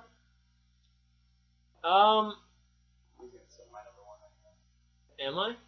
I'm gonna say your number 1. I heavily doubt that motherfucking Assassin's Creed is your number 1. It's not what we talked But about. I am really fucking pumped for Assassin's Michael Creed. Fassbender. And it's not because I like the video games. I'm not even looking at the games. I'm just looking at the games are written very well. They have a great plot, great ideology with the Freemasonry and all that shit, and not really Freemasons, but just the secret societies and it. God, I don't even know where to start. Michael Fassbender, one of my favorite actors. It's gonna be something. It's gonna be something special, and I think a lot of people like Danny are gonna criticize it all they want, but when they see it, I think they're really gonna be changed by it, and they're gonna really enjoy the movie. I'm So only gonna definitely say my this. number 4 is. The only reason I Assassin's doubt Creed. it is because almost every single video game, actually every single video game movie I've ever seen, every single video game movie I've seen is terrible. That's the only reason I doubt it. Mm-hmm. Well, that's why Warcraft isn't on this list, because it has Travis. It has Travis motherfucking Fimmel, and if you're a Vikings fan, then you know he is a fucking phenomenal actor, and he's moving up in the world. All right, no more Vikings talk. Okay. I just started. Luke Sowers. My number 3 has already been mentioned at this table. My number 3 most anticipated movie is Fantastic Beasts and Where to Find Them. I grew up with Harry Potter. I am part of the Harry Potter generation, and I'm proud to say it. Harry Potter means a lot to me. Not to get into it, basically my parents divorced at a young age, and me and my brother and connected over Harry Potter, and I just really connected to Harry Potter because at sometimes he didn't have a lot, and he felt like he was nothing, and I felt that way too. So it'll always be a big part of my heart. And when it ended in 2011, I was with the best people in the world seeing it. It's about to make me tear up now. But I just can't wait to go back and revisit that world as an adult and see this magic and these beasts, and start with a whole new trilogy. It's a good actors and a good cast to actually come into this movie. And I hope somehow in the very last one they tie it to Harry Potter. But yeah, definitely Fantastic Beasts and Where to Find Them. It is also my number 3. It just looks great. It really does. I'm not as big a Harry Potter fan as Luke, but I did enjoy the movies when I did see them. I mean, they're a good time all around, and they're probably the best book to movie like franchise adaptation out there. So that's probably my number 3 because with a franchise name that big, there's no way they're going to screw it up. So we know it's going to be good already. Are there any big names in that movie right now that we know? Eddie Raymond, who just won the Oscar last year for playing Stephen Hawking, who's also going to be nominated for the so the main characters. Yeah, so he'll be good. But, yeah. Sorry, I don't really know him. I haven't seen him in anything personally, but just watching that trailer, he has that Hollywood look, and I'm really excited. Who's the director? It's the guy that made the last 5 Harry Potter movies. He's back. Okay, cool. So All right. he is back. All right. David Yates. Okay. David Yates. Well, George? My number 3. Now I don't know if any of you guys have ever read the Roald Dahl book, BFG. Yep. Phenomenal children's book. Sorry, I'm not gonna put that on my list. It's somewhere in the 7th, 8th, 9th realm. But He's always said, no, this is my I know, but it's third. because I'm looking at these lists and man, it looks awesome because that was such a good book. But no, I'm not gonna put that up there. My number 3 is Barbershop: The Next Cut. I'm kidding. I'm fucking kidding. Looks like a good time. Oh, it looks like a great time. No, It's the final cut. Is that what it is? Yes. Hold up. No, I don't know. I'll look at it later. But my number 3. God, this is so hard. But I'm gonna have to go.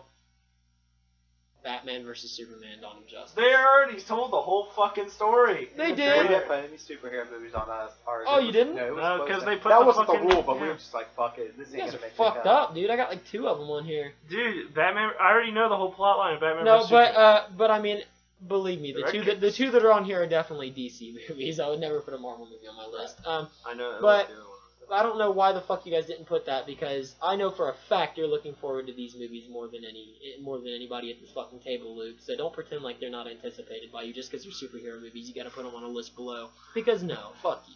All but right. you know you're anticipating these movies. But Batman vs Superman, it looks flawless. I've heard this motherfucker talk.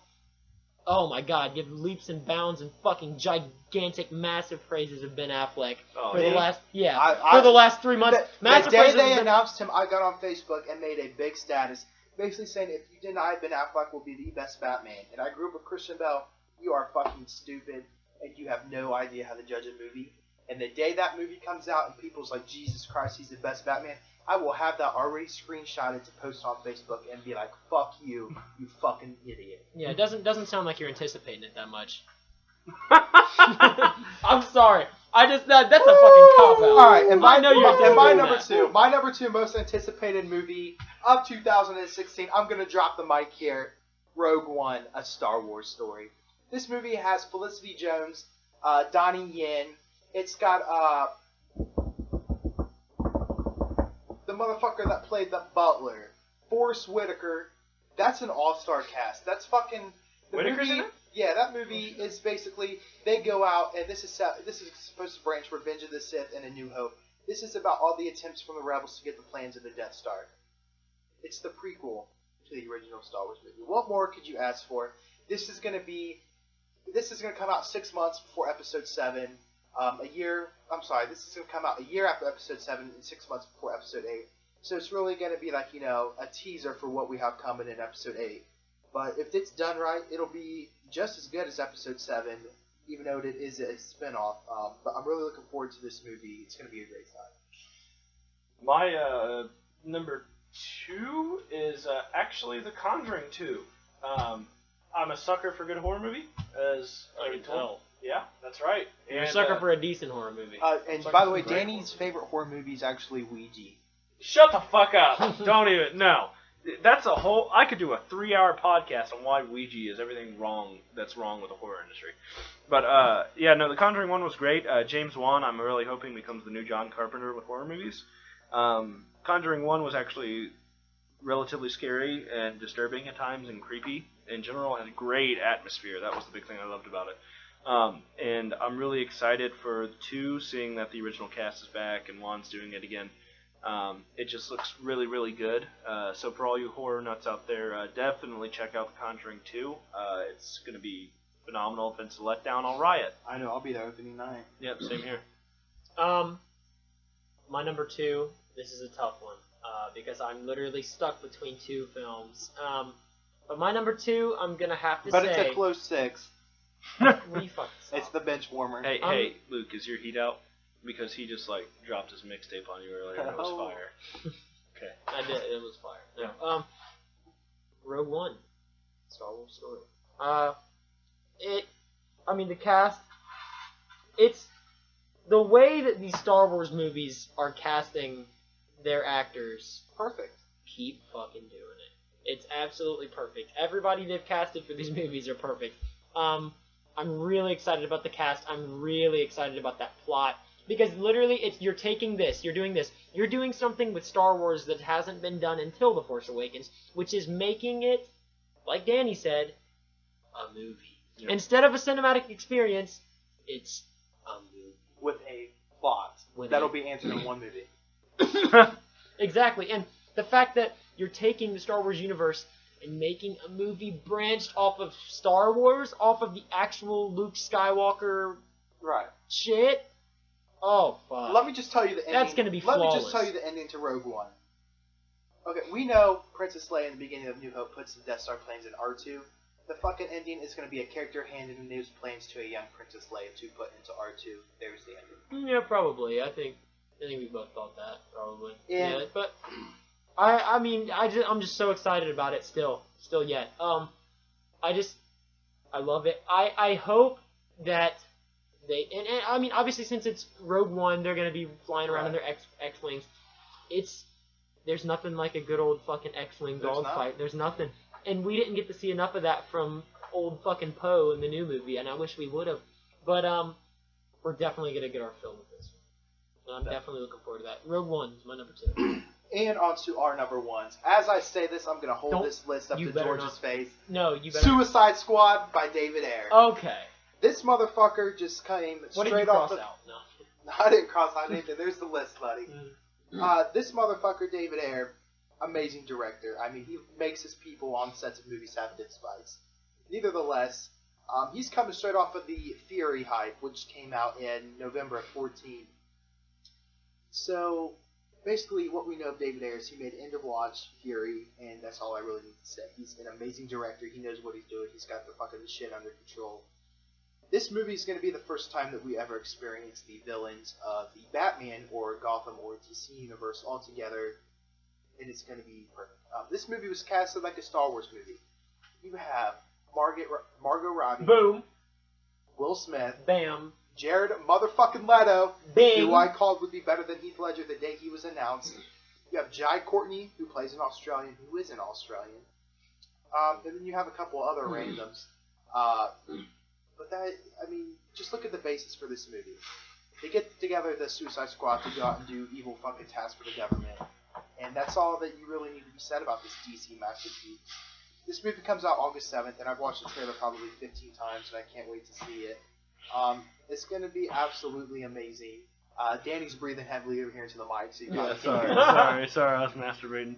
But, yeah, like I said, David Ayer is a perfect director, and tattoos and the deleted scenes of the Suicide Squad, they were all tattooing each other. You know it's going to be something special. This movie's going to be 5 times better than Batman vs. Superman. It's going to be absolutely amazing. Definitely my most anticipated movie of next year. And when August comes around, I'm going to be like a little fucking kid in a candy store. That is my number 1 movie. Danny? Star Wars Rogue One. Just because coming off Episode 7, I am so ready for Star Wars to be king of cinema franchise again. It's going to be great. I really think it's going to be phenomenal. I'm excited for a good Star Wars spinoff. I really am. and it'd be really cool just to see everything that happens between episode 3 and 4. It really would. So I know I don't sound like too excited about it, but if I get too excited about it now, I realize that I have to wait a whole year. So I'm trying to just keep calm. Right. And Jordan, what is your number one movie? Well, I was trying to write it down on the paper before I announced it. All I wrote was Kill? kill. Kill what? Kill Bill? Kill Yourself Squad. Suicide Squad is going to be the quintessential of the film industry for 2016. Okay, I'm just going to do another little rundown here. Margot Robbie. Whoa. You. Don't get me started. What would you Wait, Will Smith's comeback. Handsome.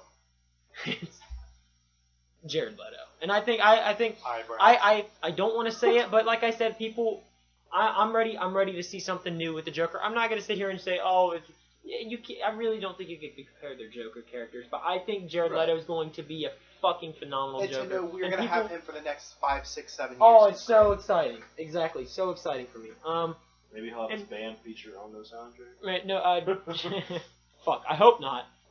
Jai Courtney, yeah, Viola Davis. Everybody's in this. And then they even throw in Cara Delevingne, who is a model, but I'm excited to see where she can go in acting. I'm really excited about that because I've always thought she was fucking gorgeous. Suicide Squad, it looks fucking amazing. It looks like you're ready to cheer for the bad guys. Yeah, it's really setting up the DC universe to take its next step, which is shitting on Marvel. And really, I don't even think they're trying to compete with Marvel. What they're trying to do is establish a cinematic empire, just like Marvel did. Marvel wasn't worried about their competitors, and I think that's how DC is going to be, and I think DC is going to overtake it. Because I've always looked at Marvel movies as superhero movies. I've always looked at comic book movies. I've looked at DC movies as beautiful action dramas. You know what I mean? And I mean, goddamn. I mean, what's not to expect from this movie? I'm so hyped about it. If it doesn't live up to my expectations, I don't know what I'm gonna do with myself. I might have to join the Suicide Squad. Wait for Star Wars. That was a terrible joke. Yeah, just wait for Star Wars now, I guess. But I don't know, man. I'm really excited for Suicide Squad. It looks fucking flawless. There's no doubt in my mind that it's not going to be a letdown. I mean, from that that first teaser trailer, I'm just trying to be Danny. When it showed Harley Quinn hanging upside down, I was like, goodness. And then it really put the icing on the cake when it showed Will Smith using his bed tied up as a punching bag. I was like, no. And then when it did the old Will Smith one-liner, let's go save the world, I was like, you're fucking with me. The bad guys are saving the world. I'm in. Mm-hmm. Fucking throw Ben Affleck in there for a nice little cameo, and we're good. Exactly. Everybody wants to cheer for the bad guys. You know what I mean? And it's time to. And let me just get to something real quick since we're on the bad guy topic. This is completely off topic. But before you go off topic, let me say one more thing about this. Go ahead. I'm just ready to be good friends with these Suicide Squad members in this movie.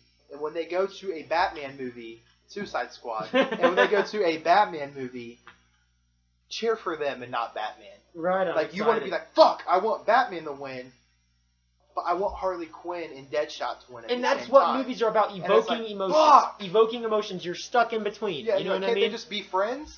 I'm always going to root for Ben Affleck because he's my Boston hero, okay? Fuck Ben Affleck.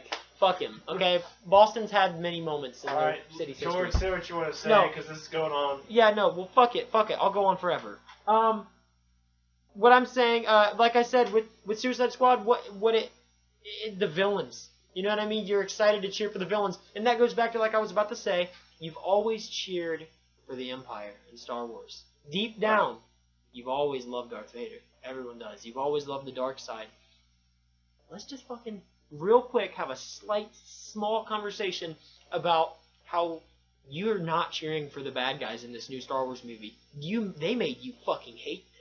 Oh, you hated them. When you were fucking choose to strangle Kylo Ren. Right at the beginning when Kylo Ren came out there fucking shit up and they were all fucking slaughtering all these fucking people, you're just like, I don't want the fucking bad guys to win no more. The first 10 minutes of this Star Wars movie made me fear the Empire more than all 6 of the previous Star Wars movies. Exactly. Because they never really put it on paper why they were the bad guys in the old movies. The only thing that scared me in the old ones, like, it felt like a threat, was Vader.